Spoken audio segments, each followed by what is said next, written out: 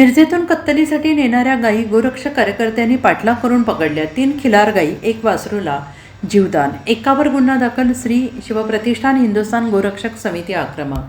श्री शिवप्रतिष्ठान हिंदुस्थान गोरक्षक समिती कार्यकर्त्यांनी रात्री बोलेरो पिकअप वाहनाचा पाठलाग करून पकडून पोलिसांच्या ताब्यात दिला आहे। या वाहनाला कत्तलीसाठी नेल्या जाणाऱ्या खिलार जातीच्या 3 गायी आणि 1 वासरूला जीवनदान मिळालं आहे।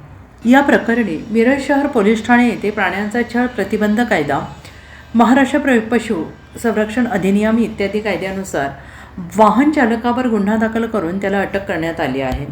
चेतन सुरेश कांबळे, वय वर्ष 24, राहणार मसूरगुप्पी, कर्नाटक हा महाराष्ट्रातून कर्नाटक राज्यात त्याच्या बोलेरो पिकअप वाहनातून या गायी कत्तलीसाठी घेऊन जात होता। त्याची माहिती श्री शिवप्रतिष्ठान हिंदुस्थान गोरक्षक समितीच्या कार्यकर्त्यांना मिळाल्यानंतर त्यांनी बेळंकी येथून त्या वाहनाचा पाठलाग सुरू केला।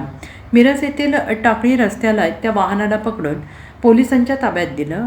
3 गायी, 1 वासरू आणि बोलेरो पिकअप वाहनाचा पोलिसांनी सुमारे 1,09,000 रुपये किमतीचा मुद्देमाल पोलिसांनी जप्त केला आहे। पकडलेल्या गायी या निमशिरगाव येथील गोशाळेमध्ये पाठवण्यात येणार असून मिरज शहर पोलीस अधिक तपास करत आहेत।